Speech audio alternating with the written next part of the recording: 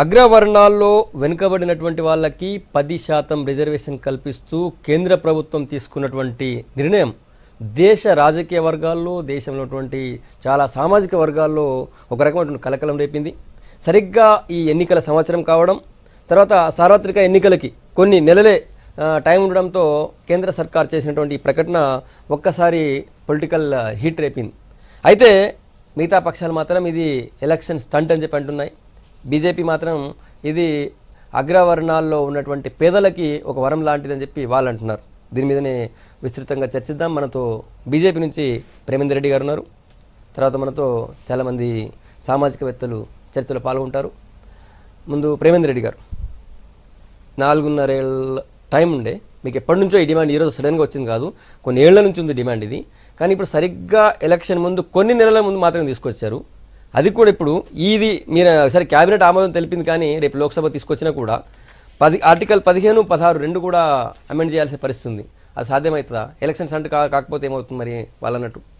ఇప్పుడు ముందు మోడీ గవర్నమెంట్ వచ్చిన తర్వాత దేశంలో ప్రజల ఆకాంక్షలు అనేక విషయాలు ఉండే.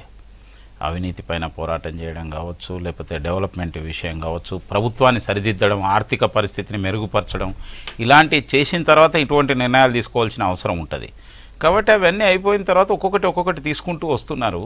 పెద్ద నోట్ల రద్దు కావచ్చు, జిఎస్టీ యొక్క ఇది కావచ్చు, ఇవాళ అనేక రాష్ట్రాల్లో ఇటువంటి యొక్క డిమాండ్ వస్తున్నది. ఇప్పటి వరకు బీసీ కమిషన్కు చట్టబద్ధత కల్పించడం, బీసీలలో వర్గీకరణ ఏబిసిడి వర్గీకరణ చేయడం, తర్వాత ఎస్సీ బిల్లుకు పార్లమెంట్ను ఒక స్ట్రాంగ్ బిల్లుగా, అంటే ఆ మధ్యన వచ్చిన యొక్క సుప్రీంకోర్టు యొక్క జడ్జిమెంట్ కారణంగా కొంత డైల్యూట్ అయిందనే ఒక వాతావరణం వచ్చింది. కాబట్టి ఎస్సీలకు ఏ విధమైన యొక్క అరాచకాల అట్రాసిటీస్ జరిగినప్పుడు కరెక్ట్ నిర్ణయం తీసుకునే విధంగా, సరి అయిన యొక్క ఇది జరిగే విధంగా పార్లమెంట్లో బిల్ తీసుకురావాలి. కాబట్టి ఒక్కొక్కటి ఒక ప్రధానమైన విషయంలో మనం దృష్టిలో పెట్టుకోవాలి. నరేంద్ర మోడీ గారు ముందు నుంచి కూడా చెప్తున్నారు, సబ్కా సాత్ సబ్కా వికాస్, అందరినీ కలుపుకొని అందరి యొక్క అభివృద్ధి కోసం మేము ప్రయత్నం చేస్తాం. కాబట్టి ఆయా వర్గాలను ముందు తీసుకెళ్తున్నప్పుడు ఇక్కడ ఒక స్పష్టత కనిపిస్తున్నది. అగ్రవర్ణాలని పిలువబడే వాళ్ళలో అనేక మంది గత అనేక సంవత్సరాల నుంచి పేదరికంతో మగ్గుతున్నారు. ఆస్తులు లేని పరిస్థితులలో, చాలా వివక్షకు గురవుతున్న యొక్క పరిస్థితులలో ఉన్నారు. కాబట్టి వాళ్ళను కూడా సమాజంలో కలుపుకొని తీసుకోపోతేనే సబ్కా సాత్ సబ్కా వికాస్ అనే యొక్క నినాదం అది ఒక నెరవేరుతుంది. కాకుండా కేవలం ఒకే వైపు కనుక వెళ్తే బాగుండదనే ఒక ఉద్దేశంతో, ప్లస్ ఇప్పుడు ఇవాళ అనేక మంది దళిత వర్గాల నుంచి కూడా ఇలాంటి డిమాండ్ వచ్చింది. ముఖ్యంగా మాయావతి గారు కావచ్చు, లేకపోతే అతవాలే మహారాష్ట్ర నుంచి ఉన్న యొక్క మినిస్టర్, ఒక ప్రముఖ దళిత నాయకుడు, ఆయన కూడా చాలా స్పష్టంగా చెప్పాడు అగ్రవర్ణాల యొక్క పేదలకు రిజర్వేషన్స్ ఇవ్వాల్సిన అవసరం ఉందని. అంటే ఒక శాస్త్రీయంగా చూసినా కూడా మనం తప్పక మిగతా యొక్క సామాజికంగా వెనుకబడిన వాళ్ళను మనం ముందుకు తీసుకురావాలనేది డాక్టర్ బిఆర్ అంబేద్కర్ చెప్పారు. అదేవిధంగా మనం తీసుకొస్తున్నాం. ఆ యొక్క కోణంలో రాను ఈ స్వతంత్రం వచ్చినాక 70 సంవత్సరాల్లో పరిస్థితి చూస్తే ఈ యొక్క అగ్రవర్ణాలని పిలువబడే యొక్క వర్గాల్లో కూడా అత్యంత నిరుపేదమైన యొక్క కఠినమైన యొక్క పరిస్థితులలో ఉన్నవాళ్ళు, చాలా ఇబ్బందులను ఎదుర్కొంటున్న వాళ్ళు, వాళ్ళ ఆక్రోశం ఏం చేయాలో చేయలేని పరిస్థితులలో, వాళ్ళ నిస్సహాయ స్థితి వెలిబుచ్చుతున్న పరిస్థితులలో అటువంటి యొక్క వర్గాలను కూడా ఆలోచించవలసిన అవసరం ఉందని.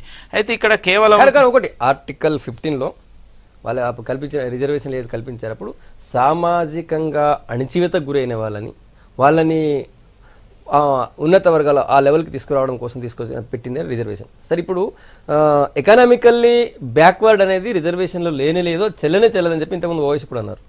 అంటే ఇప్పుడు ఓవైసీ మాటలు ఎలా ఉంటాయంటే, ఓవైసీ కాదు ఆ వాదన ఉంది. అంటే అది ఈడ మనం ఒక విషయం ఆలోచించాలి. మనం రాజ్యాంగానికి 126, 127 సవరణలు చేసుకున్నాం.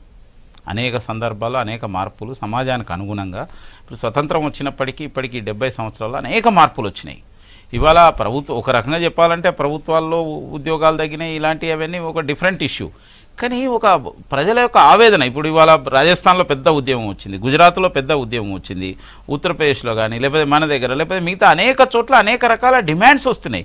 వాటిని అన్నింటినీ పరిగణలోకి తీసుకొని ఈరోజు ఈరోజు రాజ్యాంగ సవరణ కోసం కేవలం ఏదో ఒక ఆర్డర్ క్యాబినెట్ యొక్క ఇది చేయడమో లేకపోతే ప్రభుత్వం ఒక ప్రకటన చేసి ఊరుకొని ఏదో మోసం చేయడం కోసం కాదు. ఇవాళ నరేంద్ర మోడీ ప్రభుత్వం, బీజేపీ ప్రభుత్వం స్పష్టమైన రీతిలో పార్లమెంట్లో బిల్లు పెట్టి అన్ని పక్షాలతో చర్చించి, పార్లమెంట్ అనేది ఇవాళ ప్రజాస్వామ్యంలో అత్యున్నతమైన స్థానం, అందరితో చర్చించి అందరు ఏ విధమైన అందరి సలహాలు సూచనలు తీసుకొని దీన్ని చేయాలనే ఉద్దేశంతో ముందుకెళ్తున్నాం. ఇందులో ఇంకొక విషయం కూడా, ఇవాళ టీఆర్ఎస్ కూడా ముస్లింలకు 12% రిజర్వేషన్ అన్నది. అయితే వాళ్ళు మేము మత ప్రాతిపదిక రిజర్వేషన్స్ కాబట్టి వ్యతిరేకించాం. అయితే ముస్లింలలో ఉండే యొక్క పేదలకు ఈ రిజర్వేషన్ కూడా వర్తిస్తుంది. కాబట్టి ఇవాళ ముస్లింలను కూడా మాతో కలుపుకపోయే యొక్క ప్రయత్నం ఇవాళ నరేంద్ర మోడీ ప్రభుత్వం చేస్తున్నారు. అందుకోసమే మతరహితంగా, కులరహితంగా, ప్రాంతరహితంగా దేశంలో ఉన్న యొక్క అందరి సబ్కా సాత్ సబ్కా వికాస్ అనే యొక్క ఇది ఇక్కడ పనిచేస్తుంది. ఇవాళ అందుకోసం ఇటువంటి ఒక నిర్ణయాన్ని ఇవాళ నరేంద్ర మోడీ గారు. రైట్ సార్, మనతో ఫోన్ లైన్లో అద్దంకి దయాకర్ గారు ఫోన్ లైన్లోకి వచ్చారు. అద్దంకి దయాకర్ గారు చాలా సామాజిక ఉద్యమాల్లో పనిచేసినటువంటి వ్యక్తి, తర్వాత ప్రస్తుతం ఇప్పుడు కాంగ్రెస్ పార్టీ అధికార ప్రతినిధి. అద్దంకి దయాకర్ గారు, కేంద్ర ప్రభుత్వం తీసుకున్నటువంటి ఈబీసీకి 10% రిజర్వేషన్ ఎట్లా చూస్తారు? ఇది బీజేపీ తీసుకున్న ఒక రాజకీయ నిర్ణయంగా చూడాల్సిన అవసరం ఉంటుంది. ఎందుకంటే నిజంగా మోడీకి కనుక ముందే ఉంటే మన ఆంధ్రప్రదేశ్ లో, ఉమ్మడి ఆంధ్రప్రదేశ్ లో 5% ఈబీసీ రిజర్వేషన్లు అమలు చేసినాం. విద్యా, ఉద్యోగ, ఉపాధి అవకాశాల్లో వాళ్ళకి ఎజెండా అనేది ముందు ఉండి ఉంటే ఇప్పటికి బిల్ అయిపోవు. 10%తో వాళ్ళు తీసుకుంటున్న ఏ నిర్ణయానికైనా కూడా కాంగ్రెస్ పార్టీ కూడా సిద్ధంగా ఉంది. 10% ఇప్పుడు ఏం రిజర్వేషన్లు ఇస్తున్నారు వాళ్ళు? విద్యా, ఉద్యోగ, ఉపాధి అవకాశాలకు సంబంధించి ఆర్టికల్ 14, 15, 16 అమెండ్ చేయాలని చూస్తున్నారు. ఈ అమెండ్మెంట్ అనేది నిజంగా మనం దాన్ని రైట్ చేసుకుంటాం. రేపు ఎండ్ అవుతుంది. ఇవాళ నిర్ణయం తీసుకుంటూ భవిష్యత్తులో సభ ఉంటది అనేది కూడా తెలియదు. ఇది రాజకీయ నిర్ణయం కాకపోతే ఒకటే, నిజంగానే వాళ్ళకు ఓసీల పట్ల ఏమో ఉంటే ఇది రాజకీయ నిర్ణయం కాదని చెప్పి అక్కడ ఉన్నాం. బీజేపీ ఎవరు ప్రేమేందర్ రెడ్డి గారు ఉన్నారా? దయాకర్ గారు ఒక్క ప్రశ్న మీకు చెప్పండి. ఇప్పుడు కాంగ్రెస్ పార్టీ ఈ నిర్ణయాన్ని స్వాగతిస్తున్నదా, లేకపోతే అగ్రవర్ణాల్లోని పేద ప్రజలకు రిజర్వేషన్స్ ఇవ్వాలనే దాన్ని సమర్థిస్తున్నారా లేదా? అదొక విషయం చెప్పండి. ఇప్పుడు అగ్రవర్ణాల్లో పేదలకు రిజర్వేషన్లు ఇవ్వడాన్ని వ్యతిరేకించడానికి కాదు. ఇక్కడ మీరు ఇచ్చిన రిజర్వేషన్లది ఎప్పుడు ఇస్తున్నారు, ఎందుకోసం ఇస్తున్నారు? మీరు ఈ దేశంలో అగ్రవర్ణ పేదల గురించి కనుక మీకు చిత్తశుద్ధి ఉండి ఉంటే ఈ 4 సంవత్సరాల కాలంలో మీరు ముందే ఇది ఎందుకు 10% పెట్టలేదు? మళ్ళీ సభ ఉంటుందనే గ్యారెంటీ ప్రేమేందర్ రెడ్డి గారు మీరు ఇవ్వగలుగుతారా? 2 రోజులు ఎక్స్టెండ్ చేయాలని ఆలోచిస్తుంది ప్రభుత్వం. అంటే 2 days ఎక్స్టెండ్ చేయాలని ఆలోచిస్తుంది. కాదు, నెక్స్ట్ సభ ఉండే అవకాశం లేదు ఫిబ్రవరిలో. అది కూడా ఓటాన్ అకౌంట్ మీద ఉంటది, బడ్జెట్ సమావేశాలు ఉంటాయి. ఇవాళ నేను అంటున్నా, ఇవాళ మీరు 10% ఏమైనా చట్టసభలో రిజర్వేషన్ల కొరకు, బీసీల కొరకు ఏమైనా ప్రయత్నం చేసిండ్రా? లేకపోతే ఓసీల కొరకు ఏమైనా స్పెషల్ గా చేస్తున్నారా? ఇవాళ మీరు కేవలం ఇది రాజకీయ దురుద్దేశమే కాకుంటే, మీరు దీన్ని ఆర్డినెన్స్ రూపంలో తీసుకొచ్చి దీన్ని ఓట్ల రూపంలో కాకుంటే ఇన్ని సంవత్సరాలు మీకు ఓసీలు ఎందుకు రాలేదు? ఇలా మీరు చూడండి, ఒకవైపు ఏమో ఎస్టీ రిజర్వేషన్లు ఈ స్టేట్ కు సంబంధించి ఇంతవరకు బైఫర్కేట్ కాలే, వాళ్ళు జడ్జి దాని ప్రకారం రావాలని ఓకే, ఎప్పుడో భూమి పుట్టినప్పుడు ఇచ్చేసిండు మీకు, అది పక్కకు పెట్టేసిండ్రు. ఇది అలా ముస్లింలకు రిజర్వేషన్లు ఇవ్వమని చెప్పేసి అక్కడ పెట్టింది ఎవరు? కేసీఆర్ గారే. మరి అది కూడా మాత్రం ముందుకు తెచ్చి పెట్టడం మీ రాజకీయ ప్రయోజనం కాకుంటే దీని కొరకు ఎవరినైనా సంప్రదించిందా? కనీసం విపక్షాలకు సంబంధించిన ఒక్కరితో ఇప్పుడు చర్చిద్దాం కదా పార్లమెంట్ లో లోకసభలనే చర్చిస్తుంటే ఇంకా దానికంటే ముఖ్యమైనది ఏముంటది? దయాకర్ గారు, రాహుల్ గాంధీ గారు అందరు ఉన్నారు. దయాకర్ గారు మీ ఫోన్ కూడా బాగా డిస్టర్బెన్స్ ఉంది, వేరే ఫోన్ ఏమైనా ఉంటే మా వాళ్ళు కనెక్ట్ చేస్తారు మీకు. ముందు దయాకర్ గారు ప్రశ్నించినటువంటి ప్రశ్నలు చెప్పండి. సరిగ్గా ఎలక్షన్ టైంలో ఓట్ల కోసం కాకపోతే ఇంకేంది? ఇన్ని రోజులు గుర్తుకు రాను వాళ్ళు ఇప్పుడెందుకు గుర్తుకొచ్చారు మీకు అగ్రవర్ణాలు అని పేదలు అంటున్నారు? సంగప్ప గారు, నేను ఒకటే చెప్పిన, ఇప్పుడు ప్రాధాన్యత క్రమం ఈ దేశంలో అస్తవ్యస్తమైపోయిన యొక్క పరిస్థితిలో ఆర్థిక వ్యవస్థను నరేంద్ర మోడీ గారు వచ్చిన తర్వాత ప్రజల ఆకాంక్ష మేరకు ఒక్కొక్క పని చేస్తూ వస్తున్నారు. ఇవాళ అనేకం ఈ యొక్క తక్కువ టైంలో కాంగ్రెస్ వదిలి వెళ్ళిన యొక్క అనేక పనులను నిర్ణీత గడువులో పూర్తి చేసే ప్రయత్నం చేశారు. అనేక రోడ్లు కావచ్చు, బ్రిడ్జెస్ కావచ్చు, ఇవాళ జల రవాణా కావచ్చు, ఈరోజు పోలవరం లాంటి ప్రాజెక్టును పూర్తి చేసే యొక్క ప్రయత్నం కావచ్చు. ఈ విధంగా ఎన్నో పూర్తి చేస్తున్నారు. రైల్వే లైన్స్, అనేక రైల్వే లైన్స్ పూర్తి చేస్తున్నారు. ఇవాళ ఏదైతే ప్రభుత్వంలో ఒక ప్రాధాన్యతమైన క్రమంలో డెవలప్మెంట్ యాక్టివిటీని ముందుకు చేస్తూ వెళ్ళడం జరుగుతున్నది. ఆర్థిక పరిస్థితులను మెరుగుపరుస్తున్నారు. అటువంటి యొక్క క్రమంలో ప్రజల నుంచి డిమాండ్ ఉన్న యొక్క దీని స్థితిలో ఇవాళ దీన్ని లోక్సభలోనే ప్రవేశపెట్టారు. దొడ్డిదారిన ఒక ఆదేశం ఇవ్వడమో ఆర్డినెన్స్ ఇవ్వడమో కాదు. లోకసభ ఏదైతే సెషన్స్ జరుగుతున్న సమయంలో లోకసభలో అన్ని పార్టీల ముందు అందరి యొక్క చర్చ కోసము ఇవాళ ప్రత్యక్షంగా పెట్టారంటే దీంట్లో చిత్తశుద్ధిని శంకించవలసిన అవసరం లేదు. అవసరమైతే లోక్సభను 2 రోజులు కాదు 3 రోజులు కాదు వారం రోజులు పొడిగిద్దాం, అందరు చర్చిద్దాం, అందరి యొక్క సలహాల మేరకు తీసుకుందాం. ఎందుకనంటే మాయావతి గారు కావచ్చు, అఖిలేష్ గారు కావచ్చు, ప్రముఖ దళిత నాయకుడు రామ్దాస్ అతవాలే గారు కావచ్చు, కాంగ్రెస్ పార్టీ కూడా అనేక సందర్భాలలో అగ్రవర్ణాల పేదలకు రిజర్వేషన్స్ ఇవ్వండి అన్న ఒక పరిస్థితి ఉన్నది. ఇవాళ ఇప్పుడు సిపిఐ నారాయణ గారు మాట్లాడారు, మేమేమి అగ్రవర్ణాల పేదలకు మేము వ్యతిరేకించడం లేదని చెప్తున్నారు. అనేక బీసీ సంఘాలు కావచ్చు, అనేక ఎస్సీ సంఘాలు కావచ్చు, చాలా సందర్భాల్లో అగ్రవర్ణాల్లో ఉన్న యొక్క పేదలకు రిజర్వేషన్స్ వద్దు అని అనలేదు. ఇవాళ ఒక విషయాన్ని గుర్తుంచుకోవాలి, ఇవాళ ముస్లింలలో కూడా ఉన్న యొక్క పేదలకు కూడా ఈ రిజర్వేషన్ వర్తించే అవకాశం ఉన్నది. ఎందుకనంటే మత ప్రాతిపదికన పెడితే నిజాం వారసుడు కూడా రిజర్వేషన్లోకి వస్తాడు, కానీ అగ్రవర్ణాల్లోని పేదలకు అంటే ముస్లింలు ఉన్న యొక్క పేదలందరూ వస్తారు. కాబట్టి this is the right decision. ఇది సబ్కా సాత్ సబ్కా వికాస్, అందరి యొక్క సమాజంలోనే యొక్క అందరి అభివృద్ధి కోసం అందరినీ కలుపుకొని ముందుకు పోవడం అనే యొక్క ఇది పనిచేస్తుంది. ఫోన్ లైన్ లో బెల్లనాయక్ గారు ఉన్నారు. బెల్లనాయక్ గారు కూడా సామాజిక ఉద్యమాలు పనిచేసిన వ్యక్తి, తర్వాత ఇప్పుడు ఎస్టీ సెల్ వైస్ ప్రెసిడెంట్ ఏఐసిసికి. బెల్లనాయక్ గారు మీరు ఎట్లా చూస్తారు ఈ 10% reservation, EBC 10% reservation? BJP parliament ఎన్నికల్లో గెలవడం కోసం ఆడుతున్నటువంటి డ్రామా. బీజేపీకి ఎక్కడ కూడా అగ్రవర్ణాల పేదల మీద కానీ, బీసీల మీద కానీ, ఎస్సీఎస్ల మీద కానీ ప్రేమ ఉన్నటువంటి సందర్భం ఎక్కడ లేదు. కాంగ్రెస్ పార్టీగా అగ్రవర్ణ పేదలకు రిజర్వేషన్ పెట్టాలని పెట్టినప్పుడు గుజరాత్ ఎన్నికల్లో ఏం మాట్లాడిండ్రు ఇదే నరేంద్ర మోడీ గారు.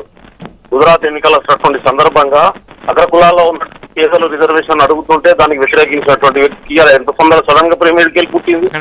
మీరు రాబోతున్నటువంటి పార్లమెంట్ ఎన్నికల్లో లబ్ధి పొందడం కోసం చేస్తున్నటువంటి ప్రయత్నం తప్ప వాళ్ళకి ఇవ్వాలనే చిత్తశుద్ధి లేదు. ఏమంటున్నా కాన్స్టిట్యూషనల్ అమెండ్మెంట్ లేకుండా ఎట్టిస్తే రిజర్వేషన్ సాధ్యమవుతుందా? ఇవాళ తెలంగాణ బిల్లు చేసి పంపిస్తేనేమో దాన్ని అప్రూవ్ చేయడానికి సాధ్యం కాదు వాళ్ళకు. కానీ ఇవాళ ఓవర్ నైట్ లో రిజర్వేషన్ అగ్రకుల పేదలకు ఇచ్చేస్తారు. వీళ్ళు అంటే మోసం చేయడం, ఎన్నికల్లో దాటడం అనేటటువంటి మెయిన్ ఎజెండాతో పనిచేస్తున్నారు బీజేపీ తప్ప వాళ్లకు ప్రజల పట్ల కానీ, రిజర్వేషన్ పట్ల కానీ, పేదల పట్ల కానీ ఏ రకమైనటువంటి చిత్తశుద్ధి బీజేపీ పార్టీకి లేదు. నిజంగా వాళ్ళకు ఉంటే ఎప్పుడు వాళ్ళు బెల్లనాయక్ గారు, నేను సూటిగా ఒక ప్రశ్న ఇస్తున్నా. మీరే అంటున్నారు కాంగ్రెస్ పార్టీ కూడా గుజరాత్ ఎన్నికల సందర్భంగా ఈ డిమాండ్ చేసిందని. అదేవిధంగా భారతీయ జనతా పార్టీ ప్రభుత్వం రాజస్థాన్లో కానీ మిగతా దాంట్లో కానీ కోటా కల్పిస్తే తర్వాత కోర్టు కొట్టేసింది. అటువంటి యొక్క పరిస్థితులలో ఈరోజు సాక్షాత్ మీరు అంటున్నారు రాజ్యాంగ సవరణ కోసమే, ఆర్టికల్ 15, 16 యొక్క సవరణ కోసమే లోకసభలో అందరి యొక్క సమక్షంలో, అందరి యొక్క ప్రతిపక్ష నాయకుల సమక్షంలో, ప్రజాప్రతినిధుల యొక్క సమక్షంలో ప్రవేశపెడుతున్నారు. దానిపైన చర్చ చేయొచ్చు, దానిపైన సజెషన్స్ ఇవ్వచ్చు, సవరణలు ప్రతిపాదించవచ్చు. అందరి యొక్క ఆమోదంతో బిల్లు పాస్ అవుతుంది. ఆ తర్వాత రాజ్యాంగ సవరణ కోసమే కదా మీరు అన్న యొక్క అన్ని విషయాలు వస్తాయి. ఇవాళ ముస్లింల విషయంలో కూడా మీరు అన్నారు ఇక్కడి నుంచి ఇస్తే ఇవ్వలేదని. ముస్లింలది కేవలం మత ప్రాతిపదిక మాత్రమే మేము వ్యతిరేకించినాం. ఇదే నోరు పెట్టుకొని పెట్టారు కదా 50% దాటడానికి వీల్లేదని చెప్పి అదే విషయం మీ విధానాన్ని మార్చుకున్నారా? ముందు క్షమాపణ చెప్పిన తర్వాత మార్చుకోండి. ఒక్కటి మోసం చేసి 4.5 సంవత్సరాలుగా తెలంగాణ ప్రభుత్వం అప్రూవల్ చేసి పెంచినటువంటి బిల్లును ముందు అప్రూవ్ చేసినాక మాట్లాడండి. మీరు ఇవాళ 10% కాన్స్టిట్యూషన్ ప్రకారం రావాల్సినటువంటి ఎస్టీ రిజర్వేషన్లను ఒకవైపు మీరు పెండింగ్ పెట్టి ఇంకోసం వైపు మాట్లాడే హక్కు ఎక్కడదండి? మీకు నాకు అర్థం కాక అడుగుతా. ముస్లిం రిజర్వేషన్లే వద్దని చెప్పి రోజు బంధుకాలు ఇచ్చారు కదా తెలంగాణ రాష్ట్రంలో. మీరు ఇవాళ మోడీ బెల్లనాయక్ గారు, మీరు బెల్లనాయక్ గారు దయచేసి ఫ్రస్ట్రేషన్ కి రావద్దు. మీరు ఫ్రస్ట్రేషన్ కి రావద్దు. నరేంద్ర మోడీ ప్రభుత్వం, బీజేపీ ప్రభుత్వం ఒక మంచి నిర్ణయం తీసుకున్నది ఎట్లా అని చెప్పి మీరు ఇదైపోతున్నారు. మీరు చెప్పిన నేనేం చెప్తున్నా అంటే మీరు చెప్పిన డిమాండే మీరు కూడా మీ నాయకుడు సైతం బీసీ కమిషన్ అప్రూవల్ చేయండి, మహిళా రిజర్వేషన్ బిల్లు పెట్టండి. ఇప్పుడు బీసీ కమిషన్ యొక్క చట్టబద్ధత కల్పించడం కోసం మేము పెట్టాము రాజ్యసభలో, మీరు అడ్డుకున్నారు. ఆ తర్వాత జరిగింది, ఆ తర్వాత బీసీ కమిషన్ ఏదైతే బిల్ పాస్ అయింది ఇవాళ బీసీలలో ఏబిసిడి కేటగిరీ కోసం మేము ఇవాళ కమిషన్ వేయడం జరిగింది జస్టిస్ రోహిణి ఆధ్వర్యంలో. బీసీల మధ్యన వైరుధ్యాన్ని సృష్టించడం కోసం కమిషన్ వేస్తారు మీరు. రెండో వైపు ఏమో ఇక్కడ ఇంకో వైపు ఇప్పటిదాకా రిజర్వేషన్ వర్గాల మధ్య కాంట్రడిక్షన్ డెవలప్ చేసేటటువంటి పనిని దేశవ్యాప్తంగా చేస్తా ఉన్నది. బెల్లనాయక్ గారు ఒక్క నిమిషం వినండి దయచేసి ఒక్క నిమిషం వినండి మీరు ఒక్క నిమిషం వినండి మీరు విన్న తర్వాత మాట్లాడండి దయచేసి. నేను చెప్పేది ఇవాళ కాంగ్రెస్ పార్టీ కానీ దేశంలో అనేక వర్గాలు ముఖ్యంగా దళిత వర్గాల నుంచి డిమాండ్ వచ్చింది. మాయావతి గారు ఉత్తరప్రదేశ్లో ఆమె ప్రకటన చేసింది, అగ్రవర్ణాలకు రిజర్వేషన్ ఇస్తానని చెప్పి ఆమె ప్రకటన చేసింది. తర్వాత మహారాష్ట్రలో ఉన్న యొక్క ప్రముఖ దళిత నాయకుడు రామ్దాస్ అథవాలే గారు ఇటీవల మన తెలంగాణ డిమాండ్ చేశాడు. ఒక నిమిషం చెప్పనియండి. కాబట్టి ఇవాళ నరేంద్ర మోడీ గారి యొక్క ఆలోచన సబ్కా సాత్ సబ్కా వికాస్ అనేది ఉన్నది.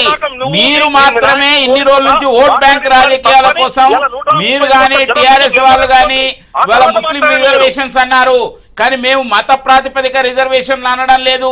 ఇప్పటికి కూడా దానిపైన కట్టుబడి ఉన్నాం. ముస్లింలల్లా, క్రిస్టియన్లల్లా, జైనులల్లా లేకపోతే ఇతర మతాలలో ఉన్న యొక్క నిరుపేదలకు కూడా ఈ బిల్లు ద్వారా ఏదైతే ఇవాళ రిజర్వేషన్ అందే అవకాశం ఉన్నది దానికి లిమిట్ కూడా పెడుతున్నారు. 8 lakhs అనే లిమిట్ లేదా భూమి విషయం కానీ ఇంటి అగ్రవర్ణాల్లోని పేద ప్రజలకి 10% రిజర్వేషన్ అనేది కేంద్ర ప్రభుత్వం కొత్తగా తీసుకొచ్చినటువంటి రిజర్వేషన్ బిల్. దాన్ని రేపు లోక్సభలో ప్రవేశపెడుతున్నారు. కేంద్ర కేబినెట్ ఆమోదం తెలిపింది. దాని మీదనే ఇప్పుడు మొత్తం దేశవ్యాప్తంగా చర్చనీయాంశం. ఒకటి మనతో ప్రేమేందర్ రెడ్డి గారు బీజేపీ నుంచి. ప్రేమేందర్ రెడ్డి గారు 50% రిజర్వేషన్ దాటద్దని చెప్పి సుప్రీంకోర్టు చెప్పిందని చెప్పి పదే అన్ని చోట్ల కూడా ఈవెన్ కేంద్రం కూడా ఇదే విషయం చెప్తూ దీన్ని పెంచేటువంటి ప్రయత్నం చేయలేదు. ఈ విషయాన్ని కేంద్రాన్ని ముందు రాష్ట్ర ముఖ్యమంత్రి కేసీఆర్ అంతకుముందు మొన్న గెలిచిన తర్వాత కూడా పదే చెప్తున్నారు. ఆయన ఆ క్యాప్ తీసేయండి, రాష్ట్రాల అవసరాలను బట్టి లేదా తమాషా ప్రకారం పెట్టుకునే అవకాశం ఏమైనా అడుగుతున్నారు. సరే ఇప్పుడు ఎట్లా చేస్తారు? ఇప్పుడు నిజంగా 15-16 ఆర్టికల్స్ సవరణ చేయాలి అనుకుంటే మీకు లోక్సభలో మెజార్టీ ఉండొచ్చు, రాజ్యసభలో లేదు, వాళ్ళందరూ ఒప్పుకుంటారంటారు. మరి వీళ్ళందరూ ఈ అంశాలని తెర మీదకి వస్తాయిగా. సంగప్ప గారు మీరు చాలా మంచి ప్రశ్న వేసిండ్రు. ఇది పార్లమెంట్ సెషన్స్ ముగిసిన తర్వాత కేవలం ఏదో ఎన్నికల ముందు లేకపోతే మేనిఫెస్టోలో పెడతాను మీరు ఈ ప్రశ్న వేయాలి, ఎందుకంటే ఎట్లా చేయగలుగుతారని. మేము సాక్షాత్తు భారతదేశానికి ఒక అత్యున్నతమైన యొక్క వేదిక, ప్రజాస్వామ్య యొక్క వేదిక, పార్లమెంటులో గనక సవరణలు తీసుకొస్తే, రాజ్యాంగానికి సవరణ తీసుకొస్తే సుప్రీంకోర్టు కూడా అంగీకరించవలసిన యొక్క అవసరం ఉండే యొక్క వేదిక ఇది. కాబట్టి సాక్షాత్ ఆ వేదిక ముందు పెట్టడం జరిగింది. అందులో చర్చకు అవకాశం ఉంటుంది, సవరణలకు అవకాశం ఉంటుంది, సలహాలకు అవకాశం ఉంటుంది, అన్ని విషయాలు చర్చించవచ్చు. అనేక డిమాండ్స్ వస్తున్నాయి రిజర్వేషన్స్ మీద. ఈ సందర్భంగా నేను అనుకునేదంటే అన్ని రకాలైన యొక్క విషయాలు చర్చించడానికి అవకాశం ఉంటుంది పార్లమెంటు, ఒక ఉన్నతమైన వేదిక. కాబట్టి ఇక్కడ చూద్దాం ఇవాళ ఈ 10% ఇదే విధంగా పార్లమెంట్ ఆమోదం చెప్తుందా, లేదంటే ఇంకేదైనా మార్పులు కోరుతుందా, లేదంటే మొత్తం దీని రిజర్వేషన్ వ్యవస్థ పైన దీని గురించి ఆలోచించాలనే ఒక అభిప్రాయాన్ని వెలిపిస్తారా? ఏదైనా మిగతా వాళ్ళకు భారతీయ జనతా పార్టీ అభిప్రాయాన్ని చాలా స్పష్టంగా చెప్పాం మేము. సబ్కా సాత్ సబ్కా వికాస్ అనేది అన్ని వర్గాలను కలుపుకొని వెళ్ళడానికి. అందుకోసం ఇవాళ ఇన్ని సంవత్సరాల చరిత్రలో 70 సంవత్సరాల చరిత్రలో కాంగ్రెస్ పార్టీ బీసీ కమిషన్కు చట్టబద్ధత కల్పించలేదు. ఇవాళ నరేంద్ర మోడీ గారు వచ్చిన తర్వాత బీసీ కమిషన్కు చట్టబద్ధత కల్పించడం జరిగింది. అదేవిధంగా ఎస్సీ యొక్క ఎస్సీ ఎస్టీ అట్రాసిటీస్ కేసు విషయంలో మరి నీరుగార్చే యొక్క ప్రయత్నం చేస్తే దాన్ని స్పష్టంగా ఒక ఖచ్చితమైన యొక్క కఠినమైన యొక్క నిర్ణయాలతో వాళ్ళకు రక్షణ కల్పించే యొక్క ప్రయత్నం నరేంద్ర మోడీ ప్రభుత్వం చేయడం జరిగింది. కాబట్టి సమాజంలో ఇంకొక వర్గం, మన శరీరంలో ఒక అవయం కనుక పనిచేయకపోతే మనిషి ఎట్లయితే ముందుకు పోలేడో, కాబట్టి ఇంకొక వర్గం పేదరికంతో మగ్గుతూ అనేక మంది బ్రాహ్మణుల్లో కావచ్చు, రెడ్లలో కావచ్చు, లేకపోతే ఇతర కులాలలో కావచ్చు, అత్యంత నిరుపేద కడు యొక్క దీంట్లో వాళ్ళు బయటికి చెప్పుకోలేక, వాళ్ళు ఎలాంటి యొక్క పరిస్థితిని ముందుకు పోలేక ఆకలితో అలమటించే వాళ్ళు కానీ, సరి అయిన బట్టలు లేని వాళ్ళు కానీ, ఉద్యోగం లేని వాళ్ళు కానీ, ఎంత చదువుకున్నా కూడా వస్తలేదనే యొక్క నిరాశ నిస్పృహలో యువతలో వస్తున్న యొక్క పరిస్థితుల్లో అందరి ముందు చర్చకు పెట్టడం జరిగింది. దీన్ని తప్పుపట్టవలసిన అవసరం లేదు. ఇంకొకటి, వివిధ సందర్భాల్లో కాంగ్రెస్ పార్టీ కావచ్చు, టీఆర్ఎస్ పార్టీ కావచ్చు, తెలుగుదేశం పార్టీ కావచ్చు, సాక్షాత్తు ఏదైతే మాయావతి పార్టీ బీఎస్పీ కావచ్చు, అఖిలేష్ పార్టీ కావచ్చు, రామ్దాస్ అతవాలే కావచ్చు, ఇలాంటి వాళ్ళు అనేక మంది అనేక సందర్భాల్లో ఈ డిమాండ్ చేశారు.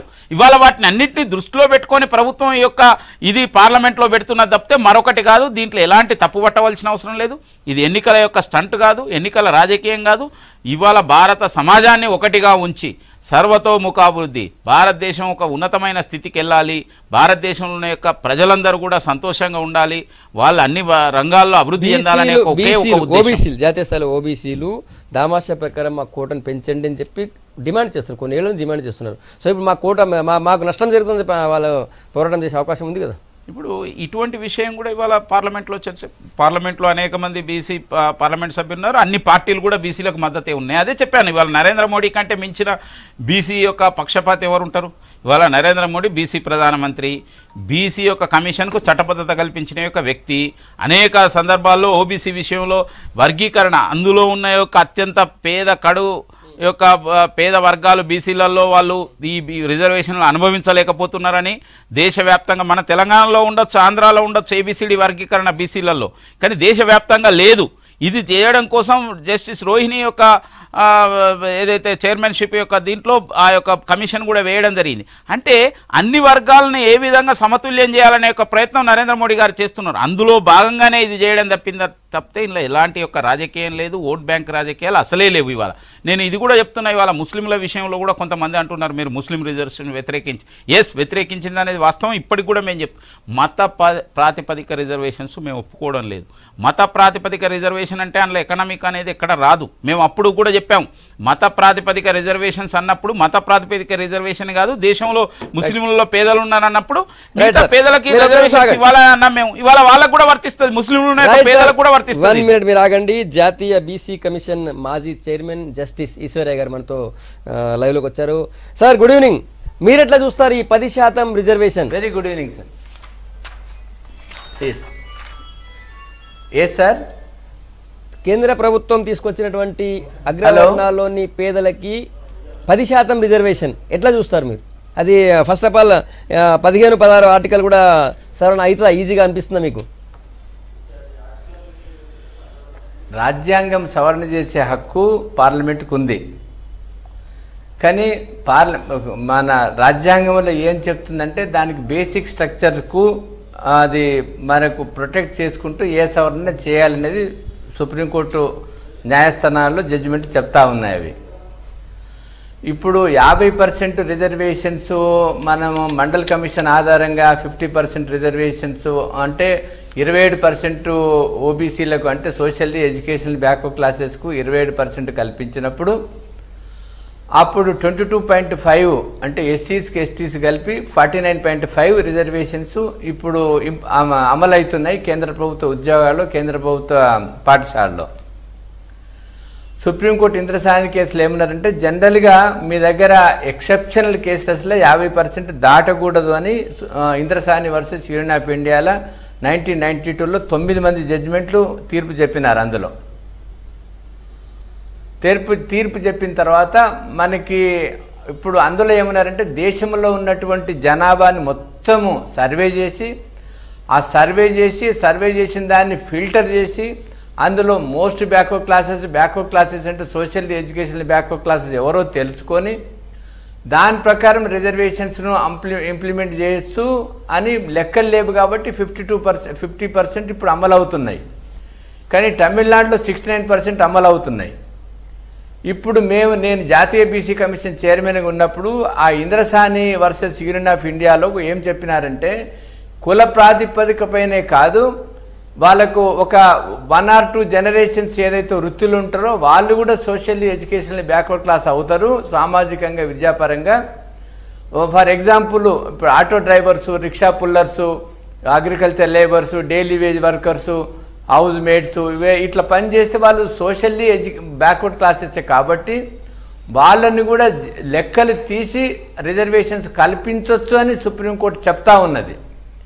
బట్ ఇంతవరకు 2011 సోషియో ఎకనామిక్ కాస్ట్ సెన్సెస్ 200 కోట్లు ఖర్చు పెట్టి 2014 వరకు అవి కాస్ట్ సెన్సెస్ కంప్లీట్ అయినా కూడా మేము అది జాతీయ బీసీ కమిషన్ నేను గవర్నమెంట్కు పదే రికమెండ్ చేసినా కూడా ఇంతవరకు పబ్లిష్ చేయకపోవడము, దాని తర్వాత బీసీలకు కూడా 27% ఇచ్చింది, ఇప్పటి వరకు కూడా 15% ఇంప్లిమెంట్ కాకపోవడము, అందులో క్రిమిలేయర్ని పెట్టి ప్రతి సంవత్సరము గ్రూప్ 1 గ్రూప్ 2 ఆఫీసర్స్ మన బ్యాక్వర్డ్ క్లాసెస్ పిల్లలకి డిప్రైవ్ కావడము, అది అగ్రకులాల వార్ల చేతుల్లోకి వెళ్ళిపోవడము, తర్వాత ఈ కేటగరైజేషన్ కూడా చేయకపోవడము, ఆ 10% ఏదైతే సోషల్లీ ఎడ్యుకేషనల్ బ్యాక్వర్డ్ క్లాసెసే ఉండాలి, కానీ ఆ 10% ఏదైతే రిజర్వేషన్స్ ఉందో ఇది 8 లక్షల లోపల ఉన్న అందరికి అగ్రకులాల వారికి, లేకపోతే 5 ఎకరాల లోపల ఉన్న అగ్రకులాల వారికి, ఏదో 1000 ఫీటు రెసిడెన్షియల్ హౌసెస్ ఉన్న వాళ్ళకి,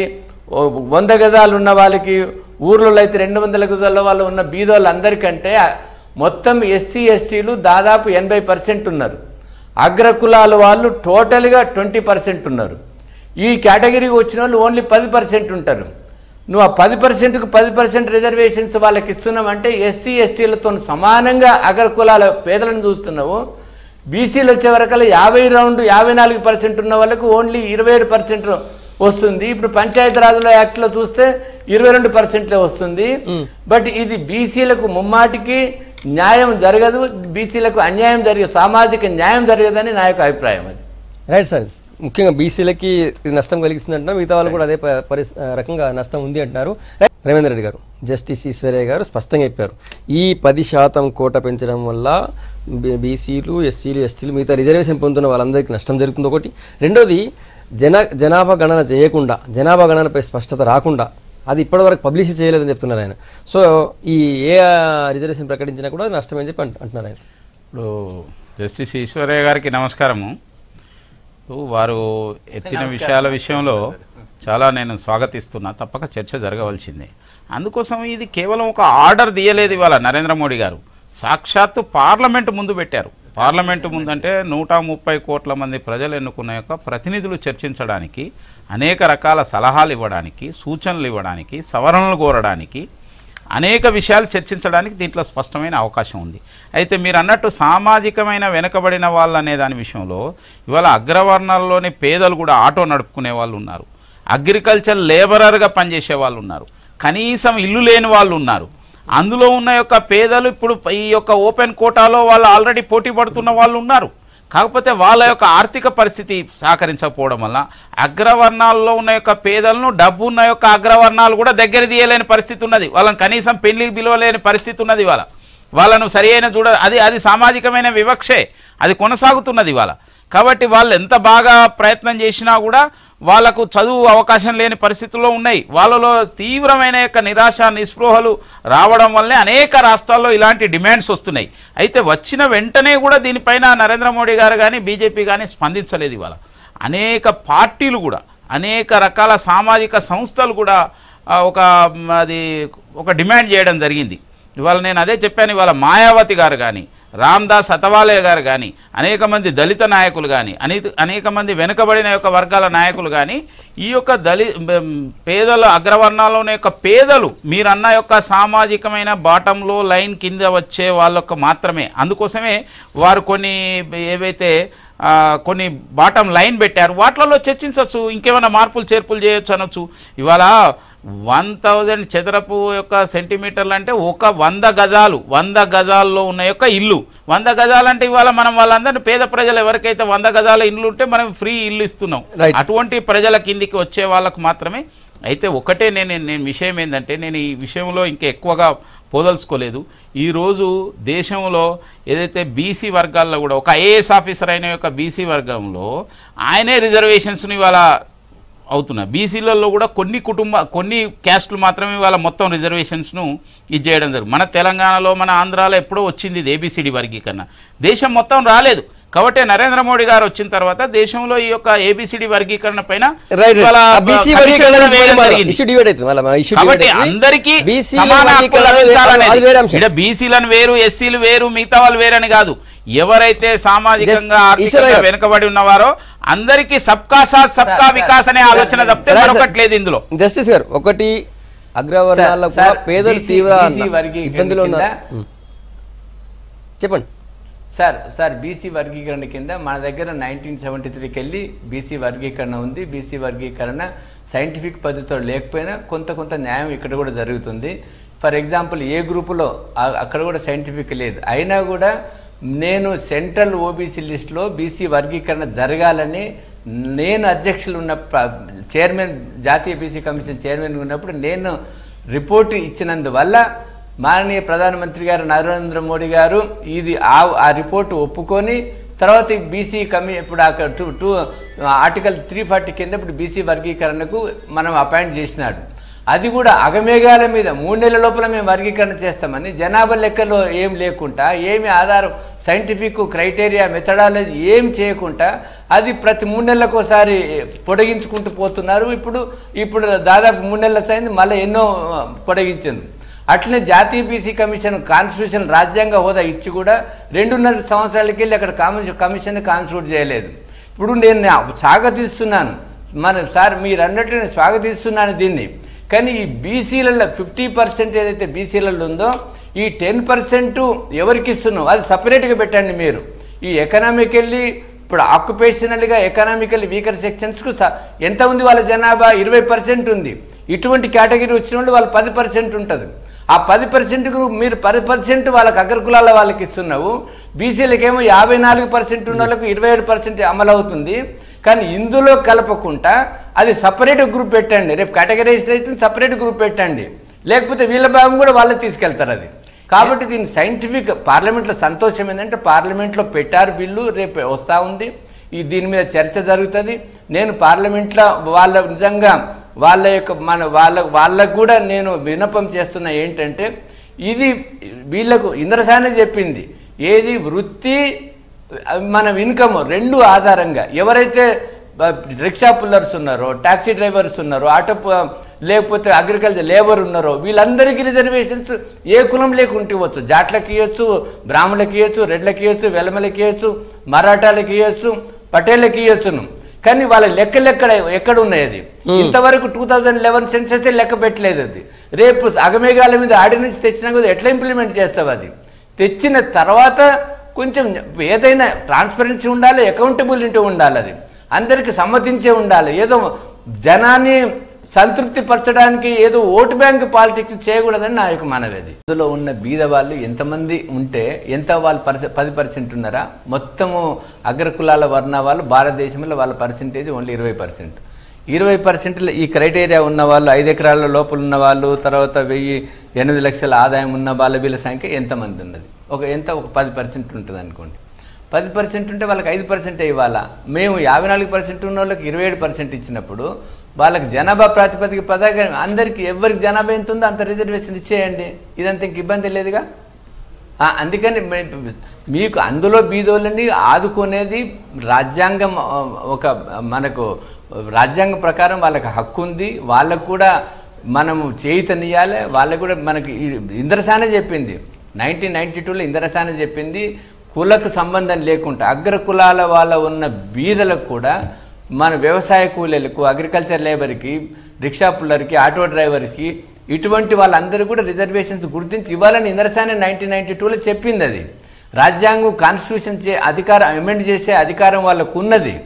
కానీ ఈ 10%ని మన లెక్కలు లేకుండా ఇది బీసీ కోటలో 50% కలిస్తే మిగతా బీసీలకు వచ్చే హక్కు కూడా వాళ్ళు తీసుకుపోవడానికి ఆస్కారం ఉంటుంది. ఇది ఎక్కువ వాళ్ళకే లబ్ధి అయ్యేటట్లు ఉంటుంది అని నా అభిప్రాయం. రైట్, ఇప్పుడు చెప్పండి సార్. ఇప్పుడు ఒకటి అందుకోసమే నరేంద్ర మోడీ గారు సబ్కా సాత్ సబ్కా వికాస్ అనేది ఇచ్చిన తర్వాత ఈ రిజర్వేషన్స్ అనేది కాకుండా దేశంలో అందరూ తమ కాళ్ళ మీద తమ నిలబడే విధంగా చేసే యొక్క ప్రయత్నం చేయాలి. అది చేయాలంటే సమాజంలో యొక్క ఇవి రుగ్మతలు పోవాలి, అవినీతి పోవాలి, ఏవైతే అలసత్వం పోవాలి, అభివృద్ధి జరగాలి అనేది ఆలోచన చేస్తున్నారు. ఇది చేస్తున్న క్రమంలో కూడా అనేక రాష్ట్రాల్లో పెద్ద ఎత్తున ఉద్యమాలు వచ్చిన విషయం మనం చూసాం. ఇటు మహారాష్ట్రలో కావచ్చు, మనం ఏ విధంగా గుజ్జార్ల యొక్క ఉద్యమం రాజస్థాన్లో జరిగింది మనం చూసాము, గుజరాత్లో ఏ విధమైన యొక్క జరిగింది చూసాం మనం. కాబట్టి నేను జస్టిస్ ఈశ్వరయ్య గారు అన్న దాంతో నేను ఏకీభవిస్తాను. కానీ అనేక రాష్ట్రాల్లో మోర్ దాన్ 20% కూడా ఉన్నారు అగ్రవర్ణాలు. అయితే ఇక్కడ మీరు అన్నట్టు మిగతా వాళ్ళ ఎక్కడ కూడా లాక్కునే అవకాశం లేదు. తర్వాత మీరు అన్నట్టు ఒకవేళ కనుక ఈ క్రైటీరియాస్ కనుక పెట్టినప్పుడు అందులో 10% కనుక లేకపోతే 10% కూడా రాకపోవచ్చు. మీరు అన్నట్టు అవి మళ్ళీ ఓపెన్ కోటాలకు రావచ్చు.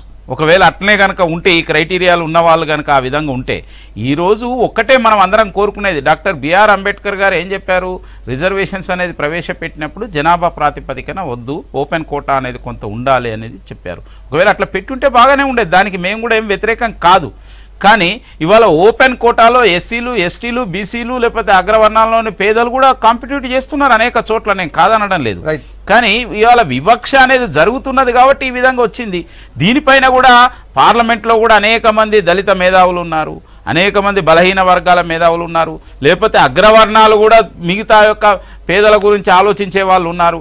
కాబట్టి అందరూ కూడా చర్చకు వస్తుంది. ఇవాళ పార్లమెంట్ ముందుకే ఇవి తీసుకెళ్ళింది కాబట్టి కేవలం ఒక ఆర్డినెన్స్ రూపంలో తీసుకొచ్చో, ఒక ఆర్డర్ రూపంలో తీసుకొచ్చో రుద్దే యొక్క ప్రయత్నం ఇవాళ నరేంద్ర మోడీ గారి ప్రభుత్వం చేయడం లేదు. పార్లమెంట్లో పెట్టారంటేనే దానికి అనేక సజెషన్స్ స్వీకరించడానికి, సవరణలను స్వీకరించడానికి, ఒక అత్యున్నతమైన యొక్క మార్గాన్ని కనుగొనడానికి. మీరు అన్నట్టు దేశంలో పేదరికం ఒకనాడు ఇందిరాగాంధీ గారు గరీబీ హఠావో అన్నారు, కానీ గరీబీ హఠావో జరగలేదు. ఇవాళ నరేంద్ర మోడీ గారు వచ్చినాక అనేక పేదరికం నుంచి ముందుకు తీసుకుపోవడానికే ఇవాళ జన్ధన్ యోజన కావచ్చు, లేదంటే రకరకాల స్కీమ్స్, ముద్రా యోజన కావచ్చు, ఎవరైతే మీరు చెప్పిన కేటగిరీలో పనిచేస్తున్న వాళ్ళకే ఒక సహకారం అందించడానికి, సాధికారిత కల్పించడానికి ప్రయత్నం చేస్తున్నారు. ఇండ్లు లేని పేదలకు ఇండ్లు ఇవ్వడం కావచ్చు. కాబట్టి వీటిలో చర్చ జరగవలసిందే. మీరు అన్న పాయింట్ ఇంకోటి నేను ఏకీభవిస్తా, ఒకవేళ జనాభా ప్రాతిపదికన పెడితే బాగుంటుందంటే ఓకే, అది పార్లమెంట్లో చర్చించి ఒక నిర్ణయానికి రానియండి, తప్పే ఉన్నది. జనాభా ప్రాతిపదిక అనేది కనుక సైంటిఫిక్ అయితే, అదే కరెక్ట్ కనుక అయితే, మేధావులందరూ లేకపోతే మొత్తం అత్యున్నతమైన ప్రతినిధి సభ కనుక ఒప్పుకుంటే అదే జరగనియండి, అది కూడా వస్తుంది కదా. ఇప్పుడు తప్పక జరుగుతుంది, అది జరిగినా పర్వాలేదు. ఏ విధంగా ఎవరికి అన్యాయం జరగదు, అందరం కలిసి అందరి అభివృద్ధి కోసం ముందుకు పోవాలనేదే మన ఉద్దేశం. సార్ ప్రేమేందర్ రెడ్డి గారు, భాయ్ సాబ్ సార్ కంటిన్యూ చేయొచ్చునా బ్రదర్? మీరు చెప్పండి సార్. సార్ ప్రేమేందర్ రెడ్డి గారు, భాయ్ సాబ్ ఇప్పుడు అన్నట్లు ఇప్పుడు ఈ జాతి వివక్షణ లేకుండా ఉండాలంటే మూలం ఎక్కడుందంటే విద్య. విద్యలో మీరు సమానమైన విద్య చేర్పించినప్పుడు ఇప్పుడు బ్యాక్వర్డ్ క్లాసెస్కి, మా బ్యాక్వర్డ్ క్లాసెస్లో ఎవరున్నారు? విముక్త జాతులు ఉన్నాయి, వాండరింగ్ క్లాసెస్ ఉన్నాయి, బెగ్గింగ్ క్లాసెస్ ఉన్నాయి, తర్వాత మోస్ట్ బ్యాక్వర్డ్ క్లాసెస్ ఉన్నాయి, వాళ్ళకి ఇల్లు వాకిలు లేని వాళ్ళు ఉన్నారు. వాళ్ళ పరిస్థితి ఎస్సీల ఎస్టీల కంటే మరి చాలా అధ్వానంగా ఉంది. మరి వాళ్ళకి చదువులేదు ఇంతవరకు. ఏ రకమైన మనకి డెమోక్రసీలా ఏ రకమైన పంచాయతీ బోర్డు మెంబర్ కూడా లేదు. కాబట్టి విద్యను మీరు జాతీయం చేయండి, పాఠశాల విద్యను జాతీయం చేసి ఇప్పుడు లక్షల రూపాయలు పెట్టి మీరు వాళ్ళ పిల్లల్ని చదివించుకుంటారు. మన బ్యాక్వర్డ్ క్లాసెస్ ఎస్సీస్ ఎస్టీస్ పిల్లల్నేమో గవర్నమెంట్ స్కూల్లో చదువుకొని మరి వాళ్ళకి ఈ రిజర్వేషన్స్, అసలు రిజర్వేషన్సే వద్దు. మీరు విద్యని అయితే స్కూళ్ళు 10+2 మీరు జాతీయం చేయండి, ప్రైవేట్ విద్యని మీరు రద్దుపరచండి, అట్లనే ప్రాథమిక ఆరోగ్యాన్ని మీరు జాతీయం చేయండి. జాతీయం చేసి ఉద్యోగాల్లో ఏం రిజర్వేషన్స్ పెట్టకండి. ఈ యొక్క పొలిటికల్ వచ్చే వరకల్లా ఈ రాజకీయ రిజర్వేషన్స్ మాత్రం ఎవరి జనాభా వాళ్ళ ప్రకారం పెట్టండి. అదేం బేసిక్ స్ట్రక్చర్కి వ్యతిరేకం కాదు. ఇందులో తెలివైన వాళ్ళు ఉండాలి, పరిపాలనలో తెలివైన వాళ్ళు ఉండాలి. కానీ ఇదైతే ఈ క్రైటీరియా ఏదైతే ఇప్పుడు గవర్నమెంట్ ఆఫ్ మనకైతే క్రైటీరియా పెట్టిందో, వీళ్లకు ఏదైతే మన మండల్ కమిషన్ వచ్చినప్పుడు ఇది మెరిట్కి దెబ్బతింటుంది అని అన్నది. మరి అగ్రకులాల వాళ్ళు ఇటువంటి వాళ్ళకి రిజర్వేషన్ ఇస్తే ఇప్పుడు మెరిట్కి దెబ్బతిన్నదా? ఇది అంటే వాళ్ళ వాదనకి ఇది వ్యతిరేకంగా ఉంటుంది అది. కాబట్టి ఇప్పుడు ఇది మనకు దీన్ని మేము సాగవసిస్తున్నాం, ఇది చర్చ జరుగుతుంది పార్లమెంట్లో. కానీ ఇది బీసీల జనరల్గా బీసీలతో పాటు వాళ్ళని కలపొద్దు, వాళ్ళకి సపరేట్ రిజర్వేషన్స్ పెట్టాలి. దాని పాపులేషన్ తీసి ఎంతమంది జనాభా ఉంది, ఎంతమంది క్రైటీరియా ఉంది, దీనికి మనం ఆధార్ కార్డు వాళ్ళకి లింకప్ చేసి మిస్యూజ్ కాకుండా, లేకపోతే ఈ బీసీలు ఉన్నప్పుడు 10% వాళ్ళకి అనిపెట్టి వీళ్ళు 50% కోటా కలిపితే వీళ్ళది ఎట్లయినా ఈ విషయము అది పార్లమెంట్లో చర్చ జరుగుతుండొచ్చు, వేరే కూడా ఉంటుండొచ్చు, వేరే కేటగిరీస్ని పెడుతుండొచ్చు. కానీ బట్ దాంట్లో ఏమవుతుందంటే ఈ క్రైటీరియా మాత్రం రాజ్యాంగబద్ధంగా మరి కాన్స్టిట్యూషన్ అమెండ్ చేసినా కూడా సామాజిక వెనుకబాడితనము ఈ క్రైటీరియా ఆధారంగా మనం చెప్పడానికి వీల్లేదు. ఎందుకంటే విద్య సామాజికంగా కూడా 2 వెనుకబడిన తరగతులు ఉండాలి. ఎవరంటే రిక్షా పుల్లర్స్, ఆటో డ్రైవర్స్, కూరగాయలు అమ్ముకుంటోళ్ళు, తోపుడు బండ్లు చేసేవాళ్ళు, తర్వాత ఇటువంటి వాళ్ళందరూ సామాజిక మన పోర్టర్స్ వీళ్ళందరూ వస్తారు, వాళ్ళందరికీ ఇవ్వండి. కానీ వైట్ కాలర్ పీపుల్ చిన్న ఇంటరప్షన్ మీకు ఈశ్వరయ్య గారు, నేను చెప్పండి. మీరు అనే దాంట్లో మీరు చాలా అది కొద్దిగా న్యాయబద్ధంగా మాట్లాడుతున్నారు, దాన్ని నేను స్వాగతిస్తున్నా. కానీ సేమ్ టైంలో నేను ఒక విషయం అడుగుతాను. ఇవాళ మన తెలంగాణలో ముస్లింలకు 12% రిజర్వేషన్స్ అని తీసుకొచ్చి ఇవాళ వాళ్ళను బీసీ యొక్క కేటగిరీలో చేర్చడం వలన అనేక చోట్ల బీసీ రిజర్వేషన్స్ లో కూడా ముస్లిమ్స్ పోటీ చేస్తున్నారు. దాన్ని ఎలా చూస్తున్నారు మీరు? సార్, నేను అసలు బీసీలకు 12% రిజర్వేషన్స్ను ఈయన ఏదో పార్లమెంట్లో ఇక్కడ అసెంబ్లీలో తీర్మానం చేసి కేంద్రానికి పంపడం అంత బూటకం ఇంకొకటి లేదు. ఎందుకంటే ముస్లిం రిజర్వేషన్స్కు వాళ్ళు బ్యాక్వర్డ్ క్లాస్ కింద ట్రీట్ చేసి స్టేట్ గవర్నమెంట్కే పవర్ ఉంది, రిజర్వేషన్స్ ఇచ్చే పవర్ అది.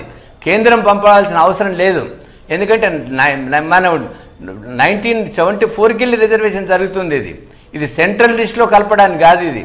కాబట్టి ఇది కేంద్ర ప్రభుత్వాన్ని బదనాం చేయడానికి మేము ముస్లింలకు వాళ్ళకి 12% పాపులేషన్ ఉంటే 12% ముస్లింలకు రిజర్వేషన్స్ అంటే అని ఎస్సీల ఎస్టీలతో సమానంగా చూస్తున్నట్టు నువ్వు లెక్క. కాబట్టి ఈ గవర్నమెంట్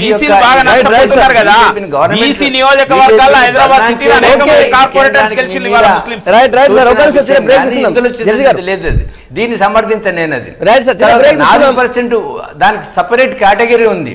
సపరేట్ కేటగిరీ ఉద్యోగాలు ఉన్నా కూడా ఈ పొలిటికల్ వచ్చే వరకు కూడా ఈ కేటగిరీస్ని ఇంప్లిమెంట్ చేయాలి. గ్రామ పంచాయతీ ఎలక్షన్లో కూడా ఎవరి కేటగిరీ ఎంత ఉందో వాళ్ళకి ఇంప్లిమెంట్ చేయాలి. అది మీతో నా ఏకీభవిస్తున్నా.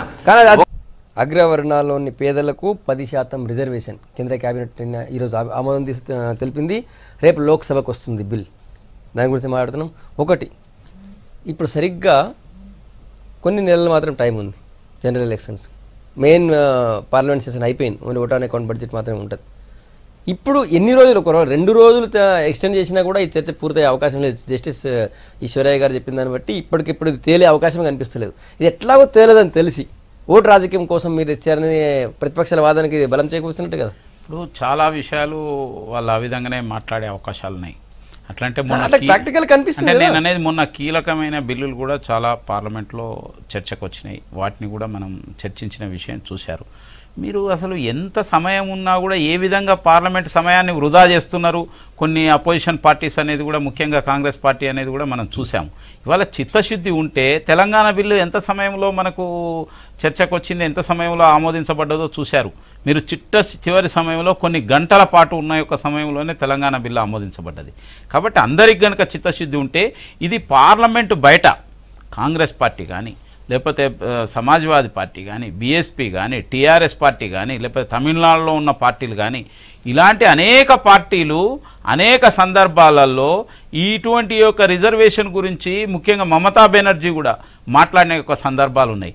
కాబట్టి వాళ్ళందరినీ పరిగణలోకి తీసుకొని ప్రజల యొక్క ఆకాంక్షను తీసుకొని అనేక రాష్ట్రాల్లో వస్తున్న యొక్క ఉద్యమాలను దృష్టిలో పెట్టుకొని ముఖ్యంగా సబ్కా సాత్ సబ్కా వికాస్ అనే యొక్క ఆలోచన దృష్టిలో పెట్టుకొని నరేంద్ర మోడీ ప్రభుత్వం ఈ యొక్క రిజర్వేషన్స్ విషయంలో బిల్లు తీసుకొచ్చింది తప్పితే దీంట్లో వేరే ఉద్దేశం లేనే లేదు. ఇవాళ మనం కనుక అనుకుంటే ప్రజాస్వామ్యంలో అసాధ్యమనే విషయం లేదు. 1-2 రోజులు మనం పొడిగించుకొని దీన్ని మనం తప్పక దీన్ని పూర్తి చేసుకునే యొక్క అవకాశం ఉన్నది. లేదంటే మళ్ళీ ఓట్ ఆన్ అకౌంట్ సందర్భంగా కూడా పార్లమెంట్ సమావేశం అయ్యే యొక్క అవకాశం ఉంటుంది. దానికంటే ముందు అవసరమైతే స్పెషల్ సెషన్స్ అయినా పెట్టుకోవచ్చు. దీన్ని 2-3 రోజులు పొడిగించుకొని కనుక చేస్తే తప్పక జరుగుతుంది.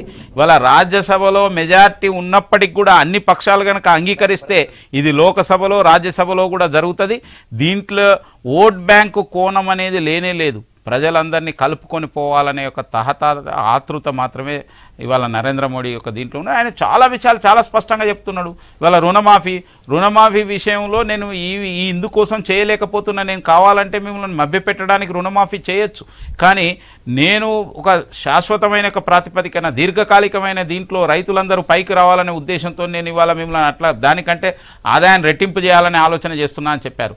అదే ఉద్దేశంలో ఇవాళ సమాజంలో అందరినీ కలుపుకొని పోయే యొక్క ప్రయత్నం చేస్తున్నారు. ఇవాళ ఒక వర్గము ఒక సామాజిక వర్గానికి సంబంధించిన యొక్క ప్రజలు తీవ్రమైన యొక్క నిరాశ నిస్పృహలోనై అనేక ఉద్యమాలు చేయడము, అనేక చోట్ల ఆత్మహత్యలకు పాల్పడిన యొక్క సంఘటనలు కానీ ఆందోళన చేసిన యొక్క సంఘటనలు ఉన్నాయి. కాబట్టి దీన్ని పరిగణన తీసుకొని ఇవాళ దేశం యొక్క అత్యున్నతమైన యొక్క సభలో ఇవాళ బిల్ తీసుకొచ్చింది తప్పితే ఇలా రాజకీయం ఓట్ బ్యాంక్ ఏముంటుంది? దీన్ని అదే విధంగా వీళ్ళు పూర్తి చేయొచ్చు కదా, ఇది డిమాండ్ చేయొచ్చు కదా. కాంగ్రెస్ పార్టీ కానీ అపోజిషన్ పార్టీ 2 రోజులు పొడిగిద్దాం, దీన్ని పూర్తి చేద్దామని ఆ ఛాన్స్ ఇవ్వకుండా మనతో చర్చలో మా బ్యూరో చీఫ్ భరత్ ఫోన్ లైన్లోకి వచ్చారు. భరత్, ఈరోజు కేంద్ర ప్రభుత్వం కేంద్ర కేబినెట్ తీసుకొచ్చినటువంటి అగ్రవర్ణాల్లోని పేదలకు 10% రిజర్వేషన్ బిల్పై సరిగ్గా సెషన్ ఆ పార్లమెంట్ సెషన్ క్లోజింగ్లో తీసుకొచ్చారు.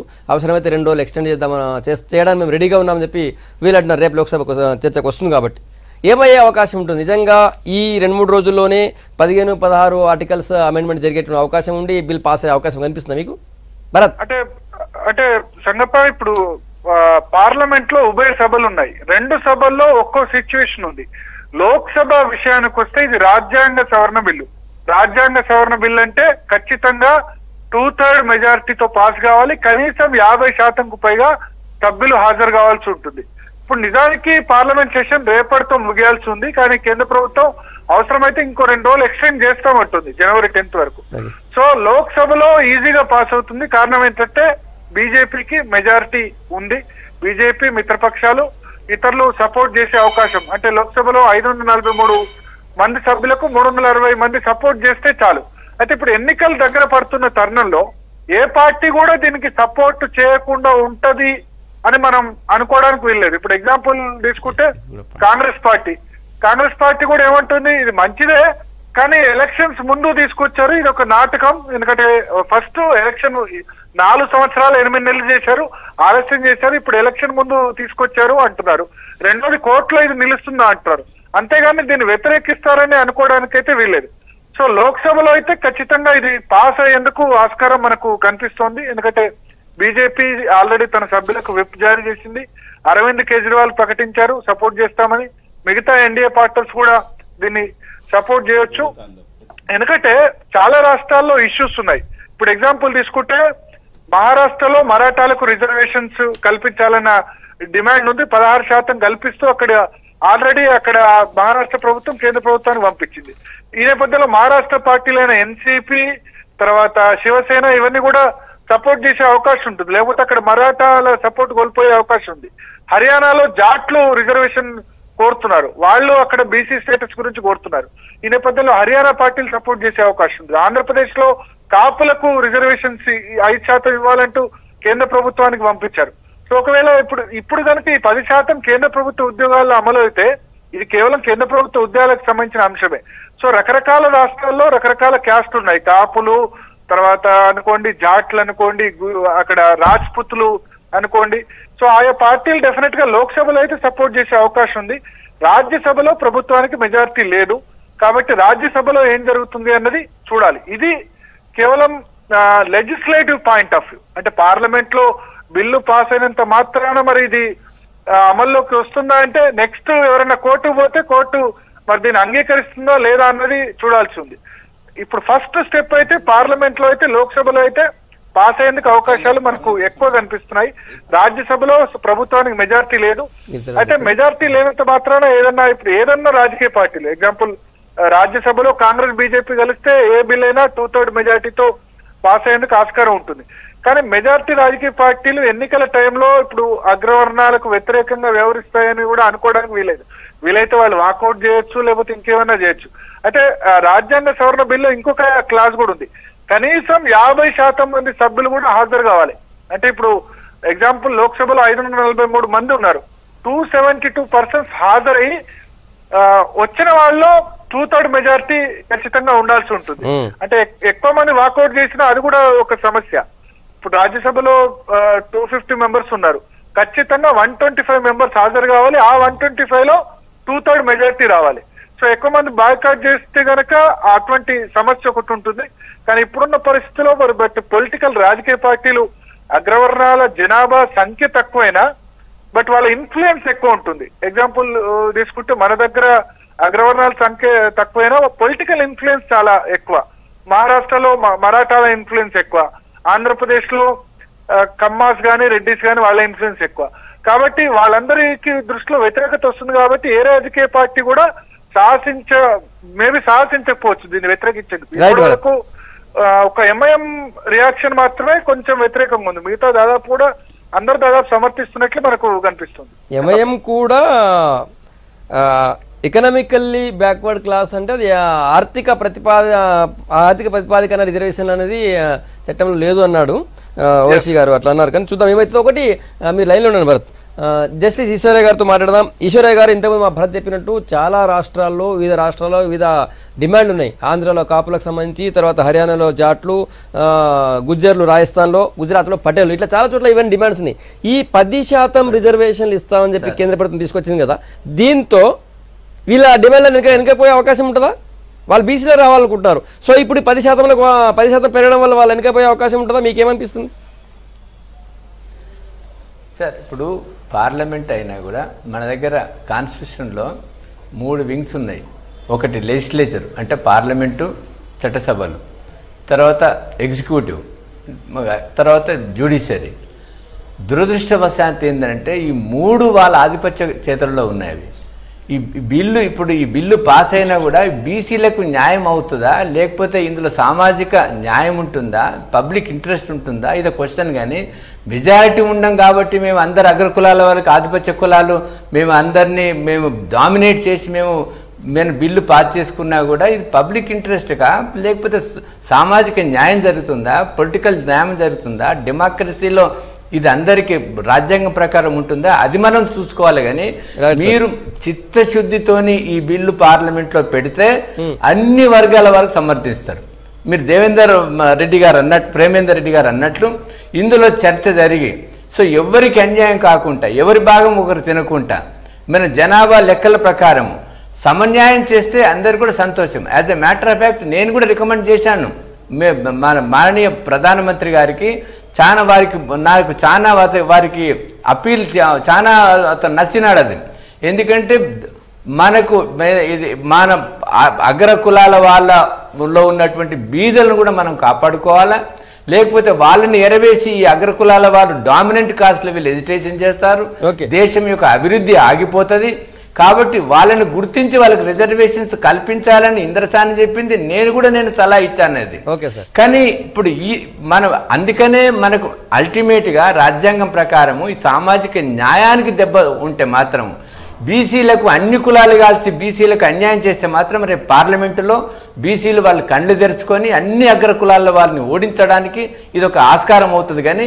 ఏదో పొలిటికల్ లబ్ధి అవుతుందని కాంగ్రెస్ వాళ్ళు, బీజేపీ వాళ్ళు, లేకపోతే టీఆర్ఎస్ కానీ, లేకపోతే మిగతా అన్ని ఏదైతే ప్రతి రాజ్యం వాళ్ళ చేతిలో ఉన్నదో అది మనం పబ్బం గడుపుకుంటే మాత్రం ఇది ఒక రెవల్యూషన్ వస్తుందని నా యొక్క అభిప్రాయం. అది అందుకని 3 వింగులలో కూడా రిజర్వేషన్స్ సమభాగం 52% ఉన్న బ్యాక్వర్డ్ క్లాసెస్కు ఎంతమంది చట్టసభల్లో ఉన్నారు, ఎంతమంది ఎగ్జిక్యూటివ్లో ఉన్నారు, ఎంతమంది జ్యుడిషియల్లో ఉన్నారు. మాకు న్యాయస్థానాలు న్యాయం చేయి, చట్టసభలు న్యాయం చేయి, అడ్మినిస్ట్రేషన్ న్యాయం చేయదు. అది ఓకే సార్. రైట్, ఫైనల్ చెప్తారు. ఇప్పుడు అనేక చోట్ల బీసీ ముఖ్యమంత్రులు కూడా ఉన్నారు. నేను ఒక విషయం ఏంటంటే ఈశ్వరయ్య గారు అన్నట్టు ఇప్పుడు ఇది వెనుకబడిన వర్గాల నుంచి తీసుకోవడం లేదు.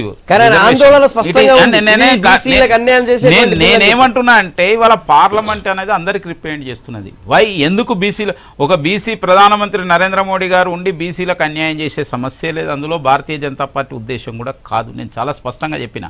అందుకోసమే ఇవాళ అనేక సంవత్సరాల నుంచి పెండింగ్లో ఉన్న బీసీ కమిషన్కు చట్టబద్ధత వచ్చిందంటే నరేంద్ర మోడీ గారు వచ్చిన తర్వాతనే. ఇవాళ వర్గీకరణ జరుగుతున్నదంటే నరేంద్ర మోడీ గారు వచ్చిన తర్వాతనే.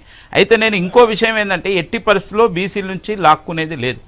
రెండో విషయం ఏంటంటే ఇవాళ అనేక పార్టీలు పార్లమెంట్ బయట ఎన్నో మాటలు మాట్లాడినాయి, ఎన్నో యాజిటేషన్కి సపోర్ట్ చేసినాయి.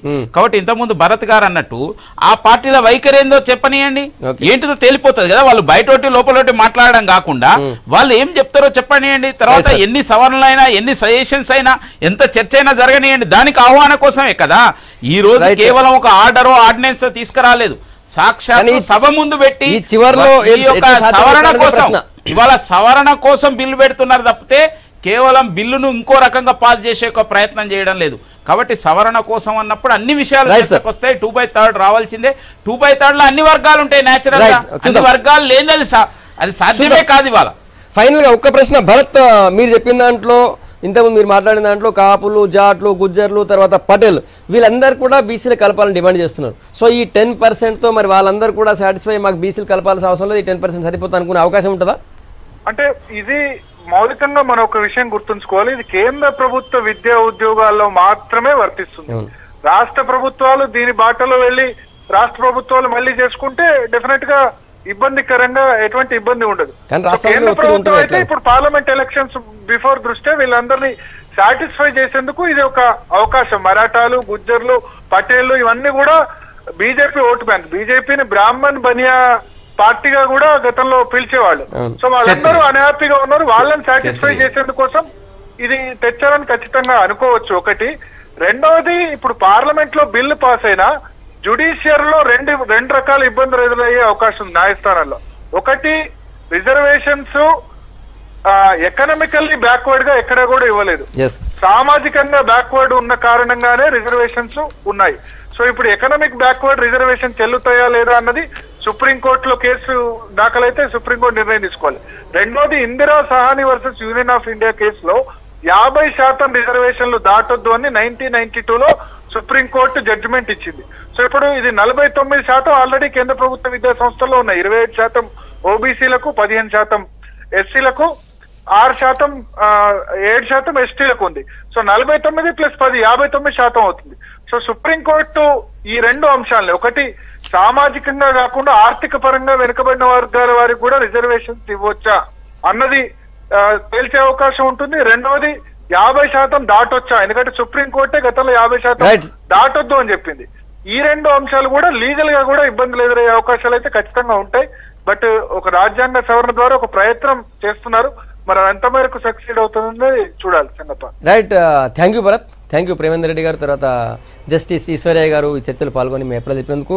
మొత్తానికి జస్టిస్ ఈశ్వరయ్య గారు ఆందోళన ఏంటంటే ఈ పెట్టబోయేటువంటి 10% ఎవరి కోటాకు వస్తుంది అనేది ఒక ఆందోళన. ముఖ్యంగా ఆయన బీసీ వర్గాలకు సంబంధించి మాట్లాడుతున్న పోరాటం చేస్తారు కాబట్టి బీసీలకు అన్యాయం జరుగుతున్న ఆందోళన దానిలో స్పష్టంగా అనిపిస్తుంది. చూద్దాం రేపు లోక్సభకు బిల్లు వస్తుంది, లోక్సభలో ఏం జరిగే అవకాశం ఉంటుంది, తర్వాత రాజ్యసభలో ఏం జరిగే అవకాశం ఉంది. ఎందుకంటే లోక్సభలో ఆల్రెడీ బీజేపీ విప్ కూడా ఇచ్చేసింది కాబట్టి వాళ్ళ మెజారిటీ ఉంది. బీజేపీ ఈజీగా లోక్సభలో ఈ బిల్ నెగ్గే అవకాశం ఉంది. కానీ రాజ్యసభలో ఏం జరగబోతుంది చూద్దాం. ఇది ఇయాల్టి 7 PM special live show. Next updates continue అవుతాయి. Stay tune.